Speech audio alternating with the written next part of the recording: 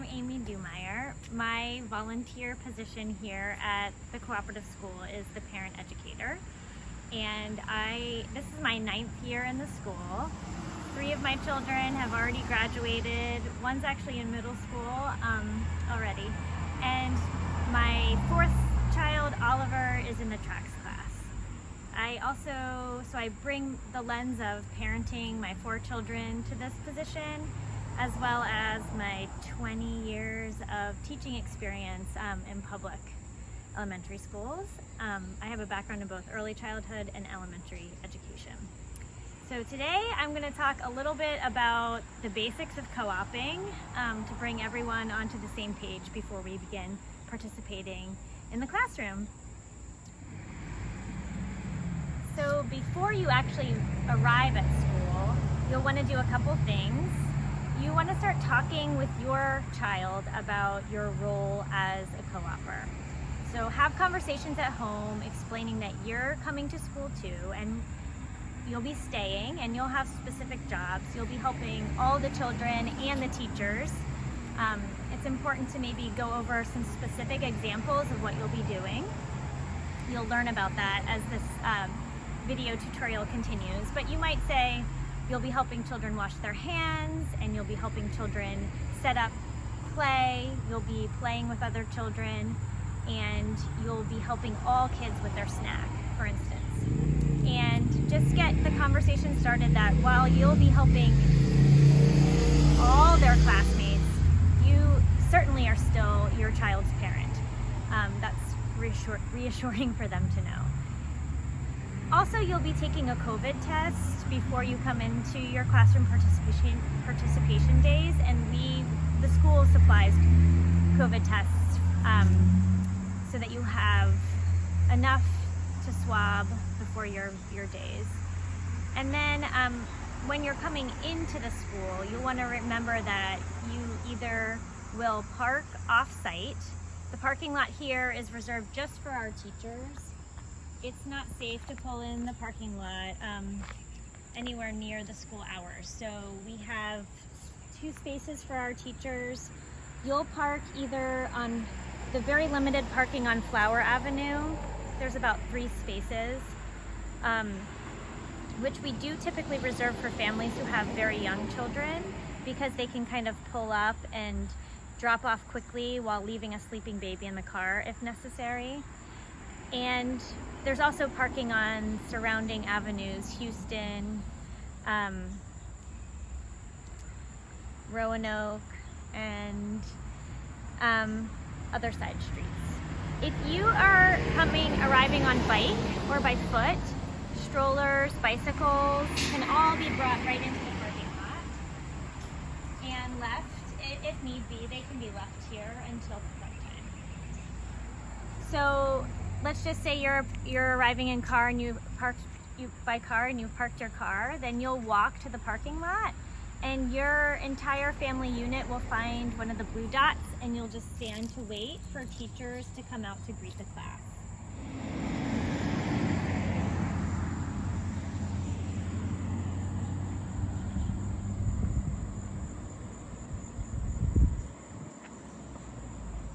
With your arrivals, it's really important to remember that we are located in a house, a bungalow house in a neighborhood, and we have neighbors.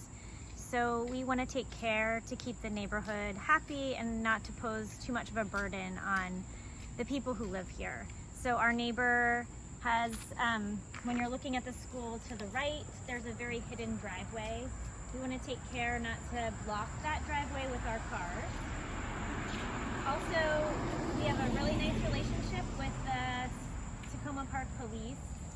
And they ask, they really don't like when we make U-turns in the middle of the busy Flower Avenue, so they've asked if you're headed the wrong direction, if you can actually just go around the block to get your car situated, instead of pulling in the neighbors across the driveways to make a 3-point turn or a U-turn in the middle of the road. And then it is easy to forget that these are sidewalks for a bustling community who walks to and fro. Especially at pickup time, We want to be sure that we're not blocking the sidewalk so that people can easily get around our group without having to go into the street. Instead, we can pull our waiting into the edge of the blacktop, which is the driveway of the school, making it easy to pass by. So arrival on a classroom participation day is almost identical to arrival on a regular day, except for you wouldn't have your younger or older children if the siblings of your student, if that applies to your family. You would just arrive with your student on that day. You still will have to sign your child in, which you do every arrival day. And that's done on a smartphone using this QR code that's hanging on the steps. You can scan that to find the link. You can also make a bookmark on your phone for easier access so that you have a quick way to sign in and sign out. So as you're waiting on the blue dot, the teacher at the start of class time will come out to get you, and your child will follow the dragon paw prints back around the corner and through the gate. On your classroom participation day, you'll come back through the gate with your child, and you can just put your things either on your child's hook or on the shelf above. And as the children are all doing that very same work, putting their things on their hook, our very first job as classroom co-opers is to assist with hand washing. So we're gonna put our things up quickly and head back to the sink.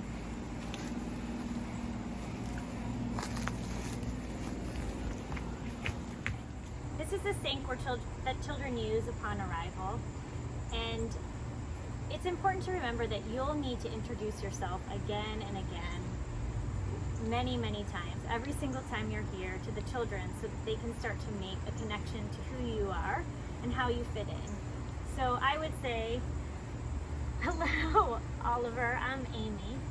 I'm Ollie's mom, and I'm here to help you today. Then I'm going to give directions instead of threes really prove to be magical. So I'm going to give a linking set of directions in 3, reminding the children that they are going to hang their backpack on the hook, hang their things on their hook, wash their hands, and follow the stones to check in. Sometimes I've seen Leslie use a symbol to show them that they're linking 3 directions. When they come to the sink to wash their hands, Ollie, you want to show us how to do it? They turn on the water. Here? Yeah. Does it work? You can help if needed, but the kids often can do it by themselves. Okay, wet your hands. You can provide scaffolding language as needed. Get some soap. And I'll turn off the water while you're scrubbing, just to save some. Okay, make sure you get fronts and backs, and in between. Fronts and backs. All right, that looks good. You can rinse it. And while Ollie's doing this step, which he's pretty independent with, I can be saying hello to the other children, giving them the reminder of the 3 steps that they're going to hang up their things, dry them. Student, each child, this is a scaffold that sometimes needs to happen. Open the cloth so you have more space. Each child will get their own cloth from the clean cloth bin, and they'll place used cloths into the hamper so that they can be washed. These are single-use cloths, 1 cloth per child. Follow the stones to check in, and then you'll remain and make sure all children enter in, get their things hung on their hook, and wash their hands before heading back to the classroom to check in. After all the children have washed their hands, your next step would be to come back here. This is called the classroom floor, the big wooden platform. And your job here would be to just make sure the children are checking in and have finished checking in. They might need some support with moving their symbol. So you could just say, Ollie, it's time to move your symbol. Do you know which one's your symbol? Mm-hmm. Can you find your name? Great. Are you here today? Mm-hmm. Okay, this says I am here. Today is Thursday. a couple things. Ollie does recognize his name, and many students do. Many also do not, which is, everything is totally fine. It's all what we would expect. So you can ask some scaffolding questions like, what color is your symbol on? And you could start looking at just the yellow symbols, for instance, if the child knows that. They might know what their leaf is or their seed. They might know their track. So you can start looking for the symbol. And then they might know the first letter of their name. You can start narrowing things down like that. In the end, if you need to just point out this is your name, that's okay too. When a child puts their symbol here, remember that the child owns that symbol and has ownership and some autonomy over where that symbol gets placed. Sometimes there might be a child who has a big idea and wants to move all these earth team down to this corner. And we want to remind children that this was Ollie's name and his symbol, and he picked to put it right here. And that each child gets to take their own symbol off and pick where it's placed. Eventually, teachers might have a system of organization, but that kind of comes from the teacher, not the children necessarily. And that there's an agree to agree, that there's some movement with the symbols.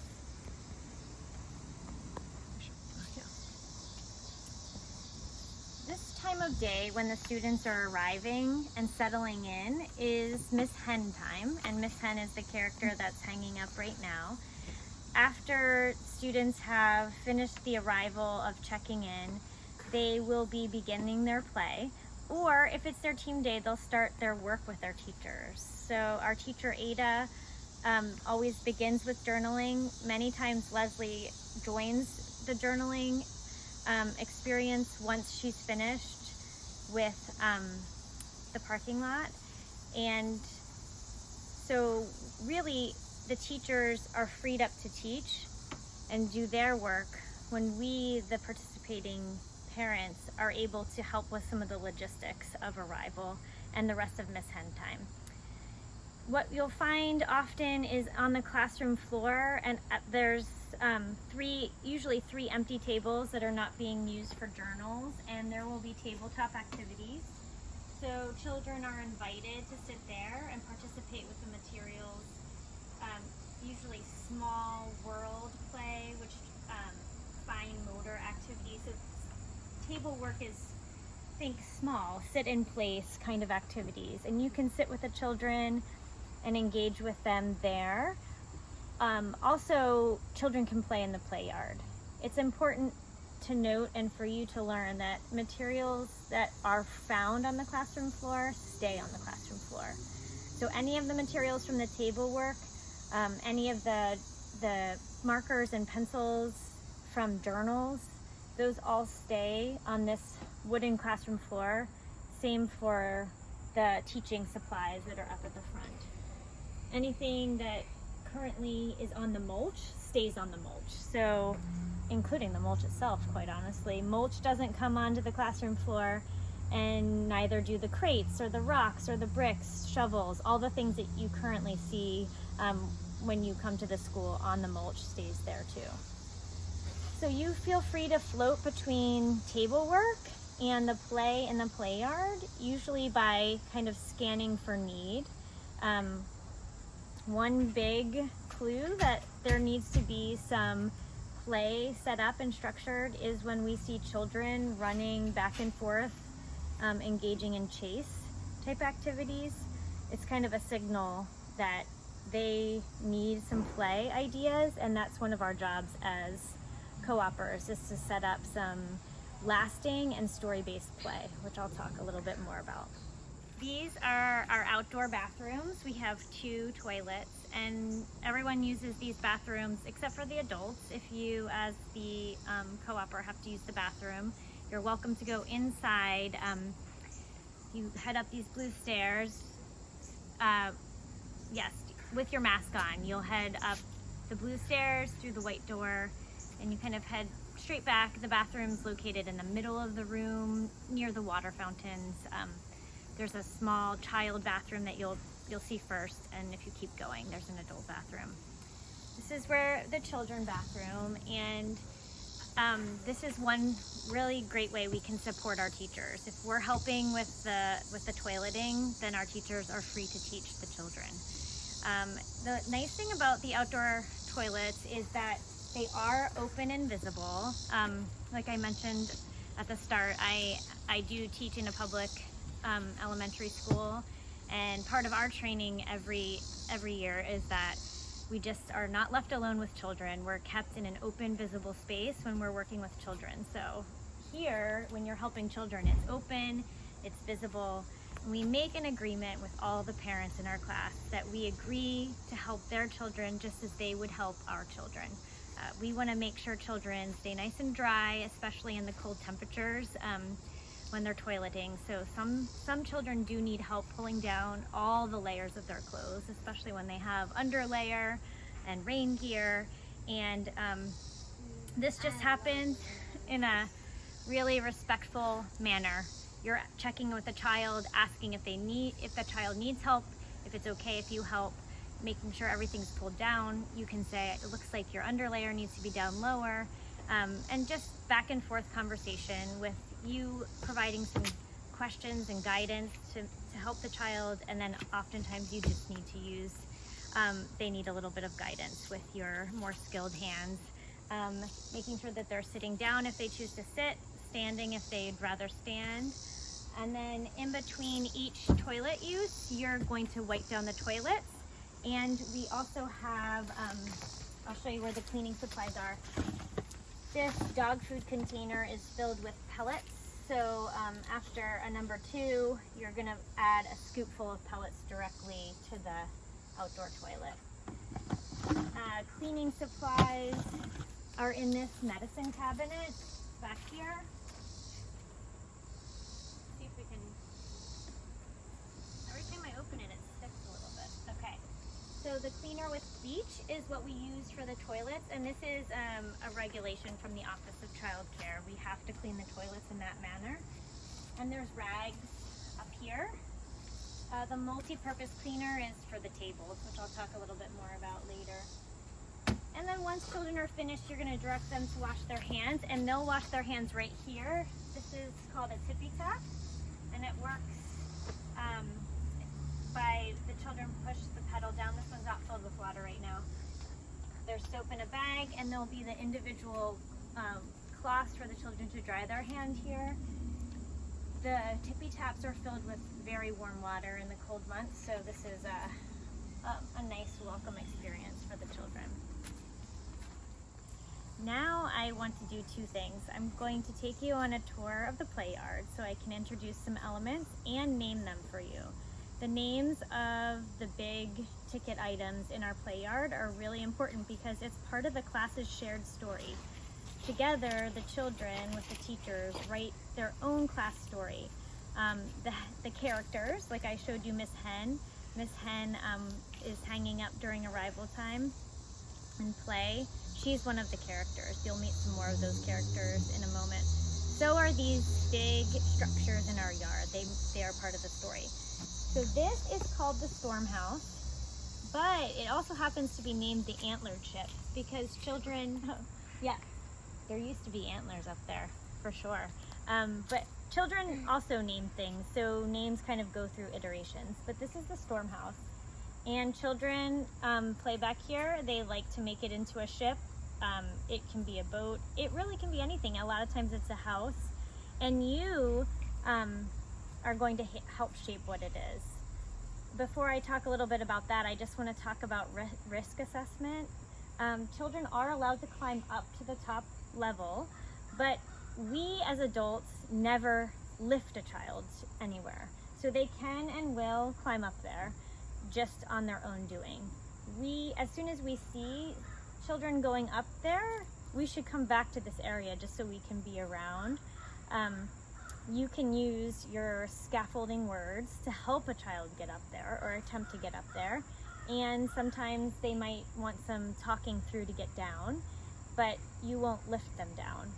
The thing is, once a child has put themselves up into a position, they're more likely to get down safely and without harm. Falls are more often happening when we as adults lift the child to a place where they weren't able to get to themselves. Along the way on our tour, I'm going to also teach you about how you can set up invitations for lasting story-based play. Mainly the key here is you shouldn't have to ask the teachers what you should be doing. Instead, you will have the agency yourself to start getting the children involved in play that will last, that they'll want to be involved in, that they're excited to come over, that's so engaging that many children want to approach.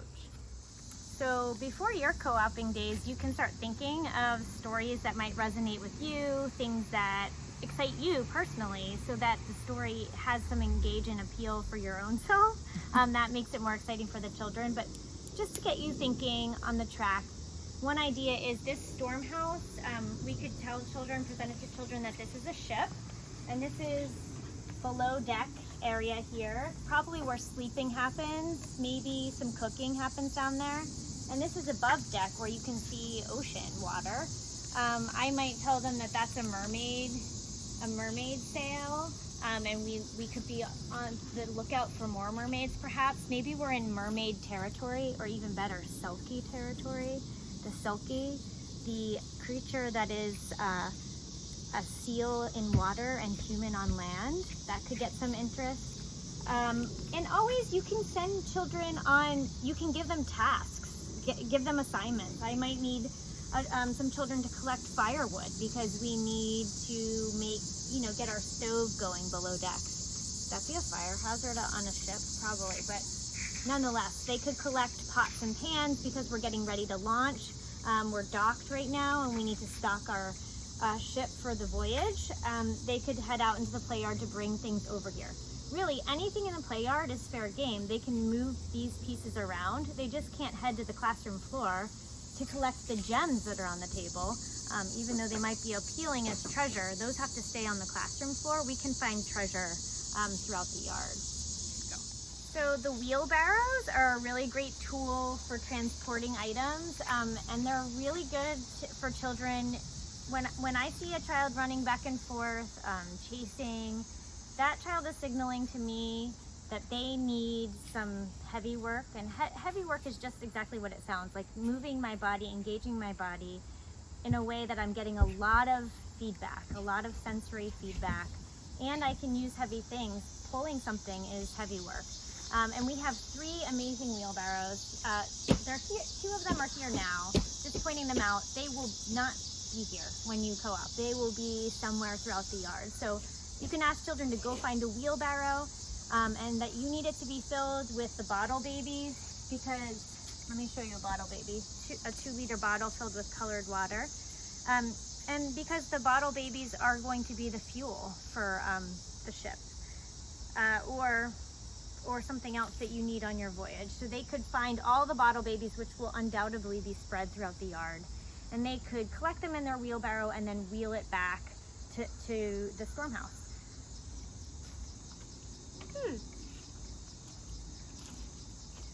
This is the mud kitchen.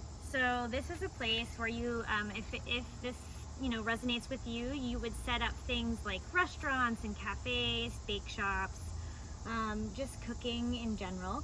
We do have it set up right now where there's a place to make it a business. So there's a register and phones and buzzers for people who want their order to go, to sit in and they need to wait for it to be ready. We can pass them a buzzer and they can take it to their table and wait for their food to be ready. Here you'll have people who are working in the kitchen, cooking with there's a lot of ideas already out here, but sometimes when you co-op, you might need to reset this up. It might not look like this, so you could just spend a few minutes with the children setting up some ingredients, having some wood cookies ready to go, or some shells, making sure that there's some pots and pans. The dishwasher down here is already fully clean and ready, but that might not be the case on your co-oping day. So you could look for a couple things to stage it and set it up, and then start the scenario with the children. There could be an angry customer that is looking for the perfect cup of coffee, so you might need to perfect the recipe. And you can there usually is chalk. It's not out right now because it melts in the sun, but there likely will be chalk around for you to use, and you can make a menu where you're telling children that they need 4 rocks, 2 leaves, and 3 scoops of water in their mixture. When they use water as an ingredient in their cooking or in any other play pursuit, they get it from here, the rain barrel, or they can harvest it from any container that happened to be sitting upright during a rainstorm. So if there were just a pot sitting here, it might be filled with water. Sometimes in another place in the play yard, there's a bowl or basin that's filled with water. They should not go to the hand washing sinks and take the water from there for their play. So that is something to watch out for and to redirect. If you see someone going over to a sink, remind them that's just for hand washing and that they can get their water from another source like the rain barrel.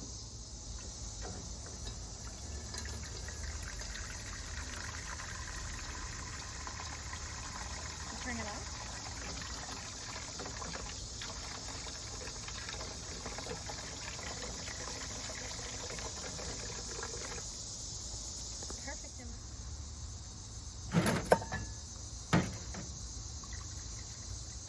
This is the sand pit, so it is a place for sand play. Just some ideas to bring some story to this space. There's lots of glitter and aquarium gravel mixed in here. So this could be a site to excavate the treasure. So they could be working to find as many colorful ooh, whoa, that's cool. That was a teeny tiny bead. So this is a lot of fine motor built into this sensory spot. And you can add story by just saying, we're looking for treasure. You could be making birthday cakes out of sand in this space where you have a platform here that they could be building on. Of course you can dig, and there's some of that big work, but also don't forget some of the smaller work, like making designs with your finger, making maps, treasure maps.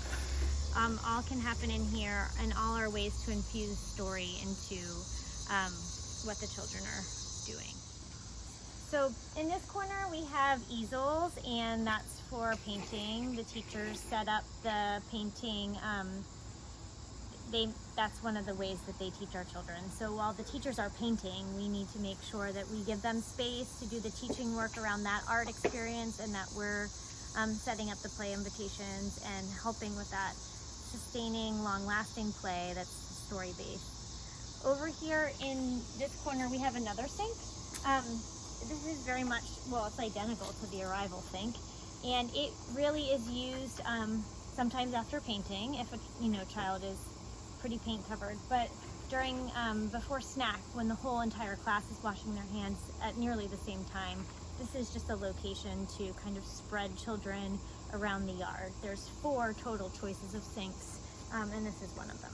So the 4 sinks I mentioned, 2 of them were the arrival sink and the sink I just showed, and the other 2 are tippy taps.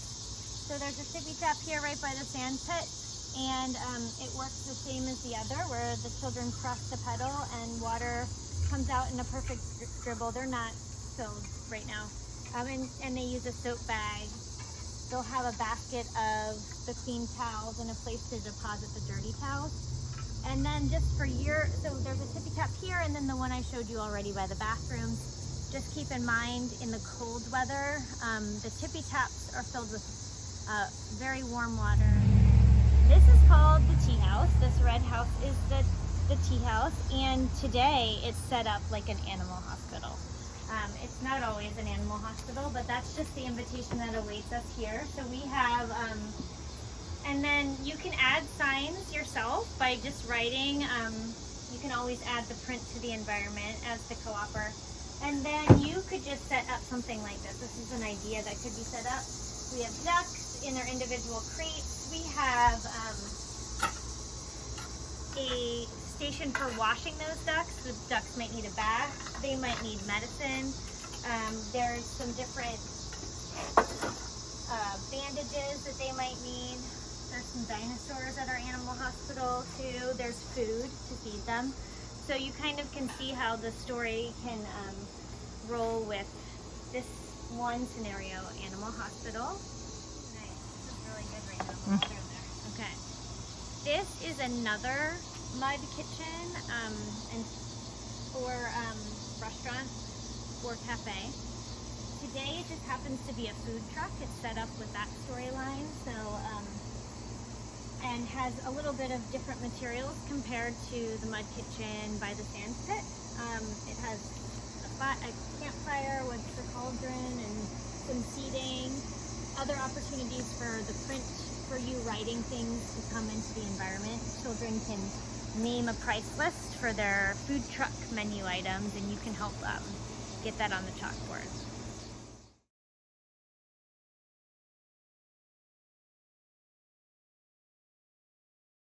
Okay, so to quickly recap, during Miss Hen time, Miss Hen is our character right now, the children arrived for their day, and you helped them wash their hands, and then came back to make sure the check-in procedure was going smoothly. You caught any loose ends, children who might have forgotten to check in or hadn't done it yet. And then you got involved in setting up play so that the children had this lasting, sustaining play that was based on a story. Meanwhile, our teachers are teaching the children. So you didn't have to ask what to do. You knew that you were doing those things. And then all of a sudden you're going to hear a bell ringing, which is a signal to the children and to you that we're switching to the next part of our schedule. So Miss Hen will come down. The teacher will be doing this. And Sloth, the next character, goes up. And this is a signal for all children to clean up and head to the classroom floor for circle and story. During the cleanup time, again, you can give one of those 3-step directions. It matters less about what you specifically ask children to do and just more about that you're helping them transition. So a 3-step transition, and they're learning care for materials. I might tell if I was working in the sand pit or I'm by the sand pit, I can tell the children that they're going to put a shovel on the hook, that they are going to walk to the classroom floor, and then they're going to find their circle mat. So that would be their 3-step direction. Something like that. I can ask the children who are playing Animal Hospital to put the ducks in their cages or homes, habitats. Maybe not a cage, I don't know. And that they're going to walk to the classroom floor and find their circle mat. During this time, you're just helping to make sure all the children are making it to circle time. The teachers will also be here. Children will be finding their spot. And then you're joining and participating in circle. I think the biggest thing we can remember is that the teachers are teaching. So they are stationary, they're in their spot and they are teaching the children during this time. This is one of the direct teaching moments of the entire class. And then we, the parent co-opers, we're mobile. We are able to go from child to child around the area to assist so that the teaching, so that everyone's accessing the teaching in the fullest way possible. One thing I clue into is if a teacher says a child's name, then that's something I'm like honed into. I don't want the teacher to say the child's name again because I want to be there to be able to quietly redirect the child.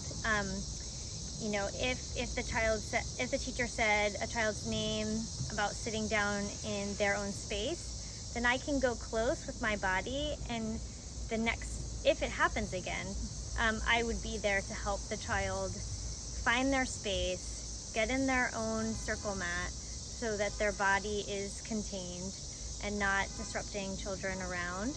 And that's what you're doing during the circle time, just floating around, supporting the children in that way.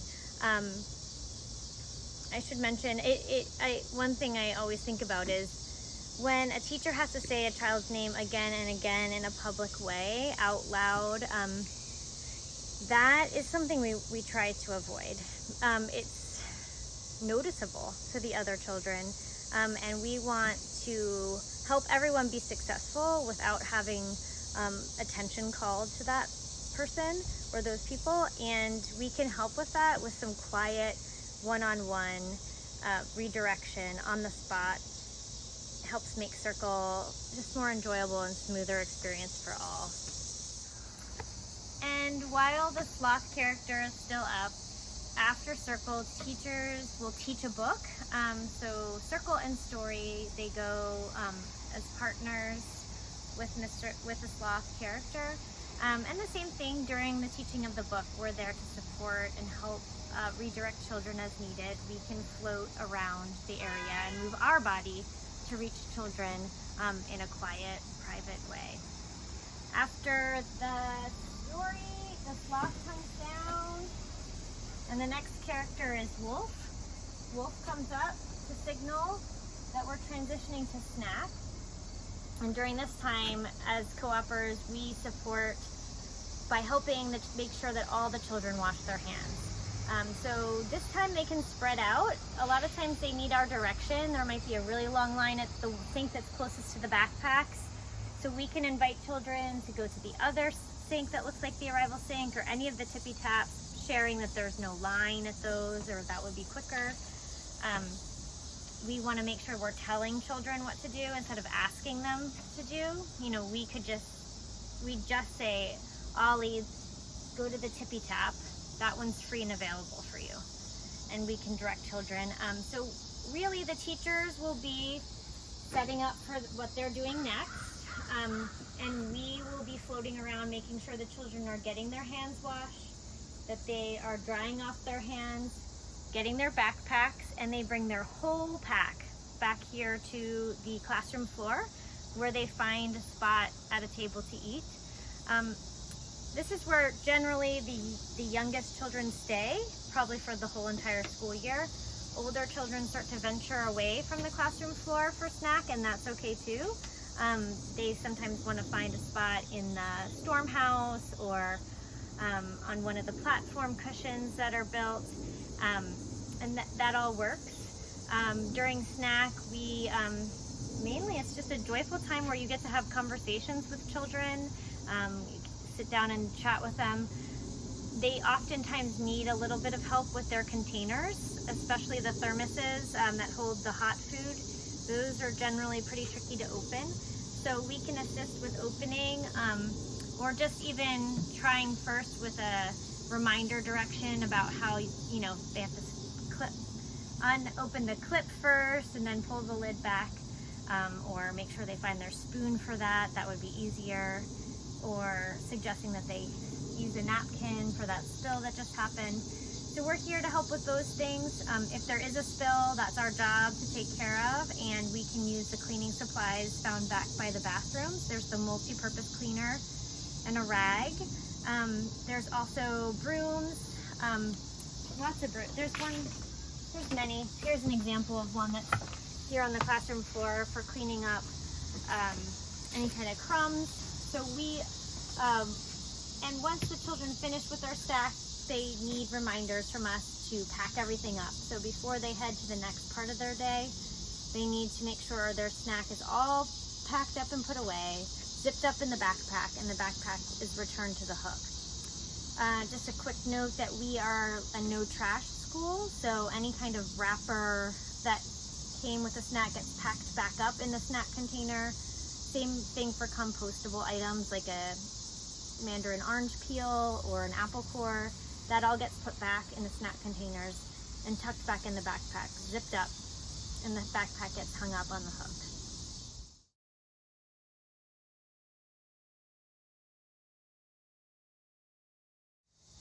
So children will finish their snacks at different times, and they are packing everything up. Once a critical mass, the great number of children has finished, you'll notice that the wolf comes down, the wolf character comes down, and the hen character comes back up, signaling that we're back into a playful learning period of time. The teachers will be teaching, and the co-opers will be making sure that children are engaged in play, helping set up those storylines so that the play is engaging and long-lasting. That generally happens out in the play yard, but sometimes can happen on the classroom floor. If a teacher brings out materials like the unit blocks, those would come to the classroom floor and stay on the classroom floor. So you could set up an invitation there where maybe there's unit blocks and measuring tapes, and they're having to build buildings for a city plan, but the requirement is that everything needs to be 4. And why am I saying 4? Well, because the children in the co-oping class that I'm co-oping in are 4 years old. So that's a number that they know and they love and it's dear to them and that they can recognize with your help. So they might start making things in units of 4. And you'll hear the bell ring a second time. And so this time the bell is signaling that Miss Hen will come down. And the characters, the Budgie sisters, oh, poor Budgie, they are coming up, and they are the character to tell us that it's time to go home. So again, children will clean up something, and you'll give them that linking set of 3 directions, which helps to make a transition feel more comfortable. So you can say that they need to put the rocks back in the food bin. They need to get their backpack and follow the stepping stones back to the classroom floor. The class reconvenes on the classroom floor. The teachers often teach a game, a memory game or something of the like. And then from here, dismissal happens.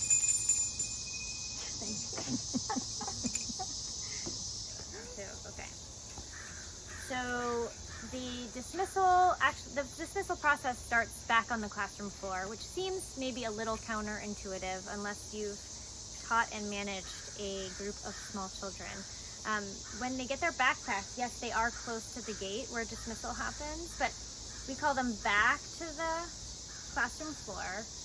The teachers play a together game, and we as the co-opper can be assisting with head counts.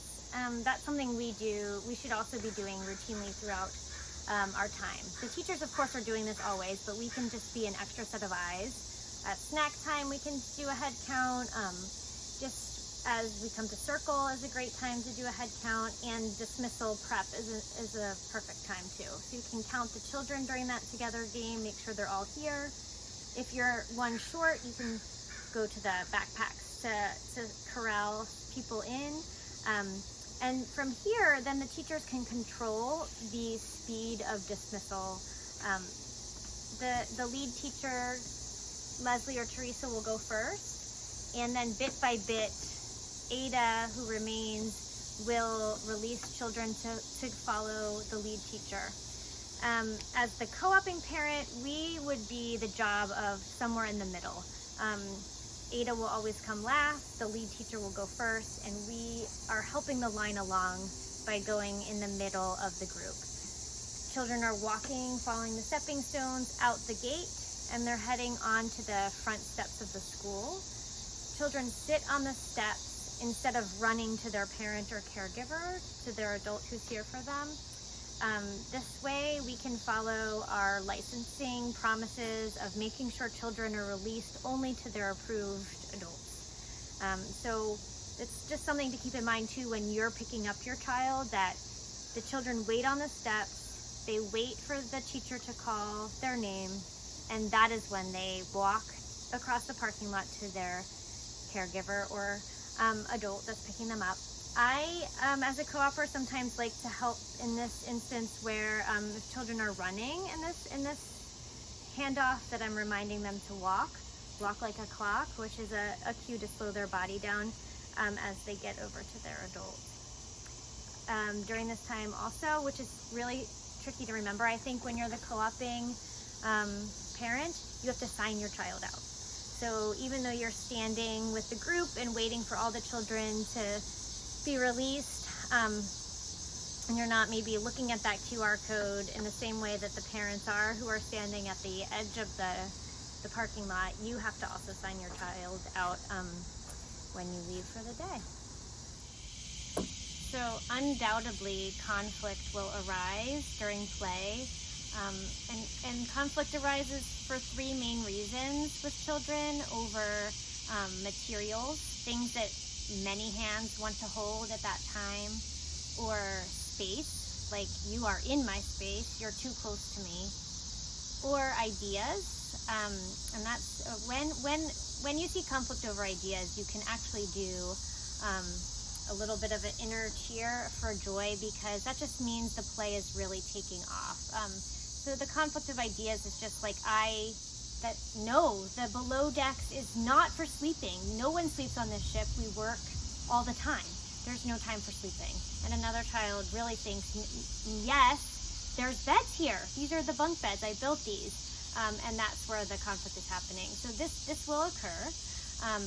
And two things I just wanted to say.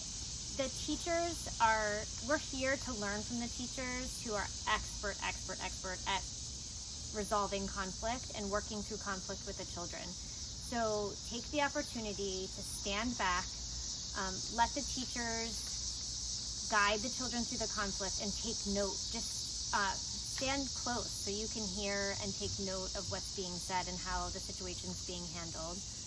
And secondly, the September parent education component of our membership meeting will be when I teach you about how to talk to children, and that will be a really valuable meeting for any co-oping parent to attend, so that they can learn from that.